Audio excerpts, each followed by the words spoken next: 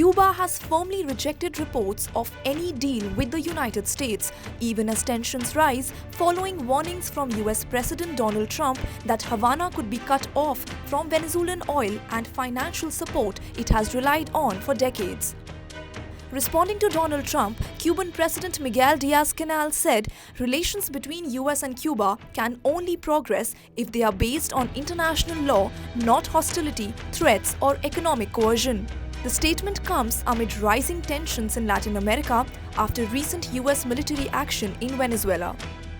Donald Trump's warning to Cuba followed a US operation in Venezuela on 3rd January that captured President Nicolas Maduro and initiated a trial on him in New York on a drug trafficking charge.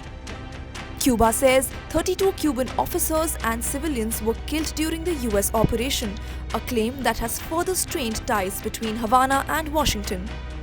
Trump then escalated pressure, claiming Cuba would no longer receive oil or money from Venezuela and demanding Havana must make a deal before it's too late. Cuba looks like it's ready to fall. I don't know if they can hold out. But Cuba now has no income. They got all of their income from Venezuela, from the Venezuelan oil. They're not getting any of it. And Cuba literally is ready to fall. And you have a lot of great Cuban Americans that are going to be very happy about it.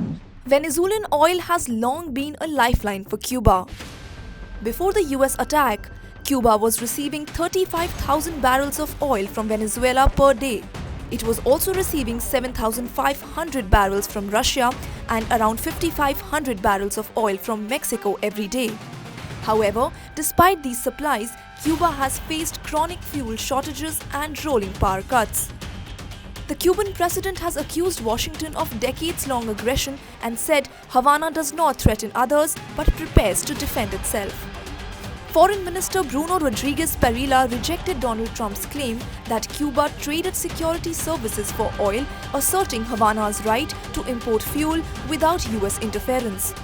He wrote on X, "Like any other country, Cuba has the absolute right to import fuel from those markets that are willing to export it and exercise their own right to develop their economic relations without the interference of and subordination to the US unilateral coercive measures."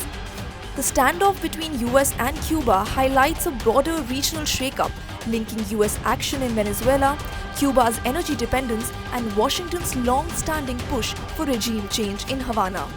With Havana rejecting pressure and Washington escalating threats, the confrontation underscores how oil, sanctions, and ideology continue to shape US-Cuba relations, even after more than 6 decades of hostility.